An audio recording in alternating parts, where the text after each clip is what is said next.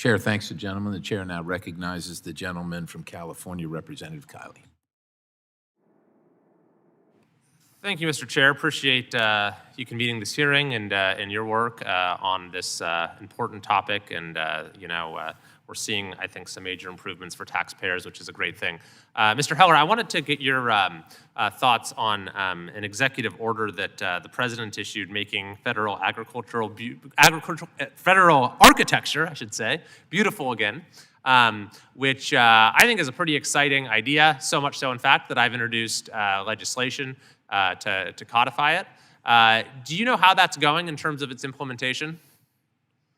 Thanks for the question, Congressman. It is going well. The executive order requires us to have qualified professionals within the Public Building Service who are expert in classical and traditional architecture. It requires us to hire a senior advisor for those types of matters, and we are in the process of doing so. We've been able to analyze our ongoing design and construction projects and realign them to ensure that they do align with the President's executive order. Like all of the President's executive orders, our job is to implement them to the maximum extent possible, and we are certainly doing so with that particular executive order.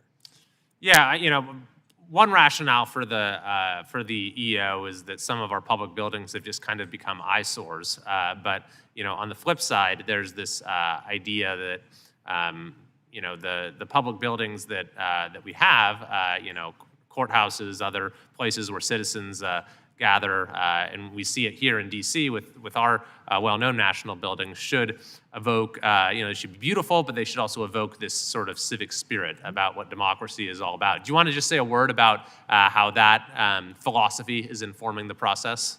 Happy to do it, and maybe do so with a real-life example. So last week, I was in Huntsville, Alabama, to meet with the federal judiciary, their Space and Facilities Committee, and we met in the new courthouse that GSA recently constructed in that city. Happy to report that we conveyed the former courthouse out of federal ownership earlier this year as well. And I think when you sort of drive up on that building or walk into that building, you get a sense that you are in a federal courthouse. And I think all of the meeting participants that were there, last week kind of agreed upon that. And so I think that's just an example of how we're putting the executive order to action.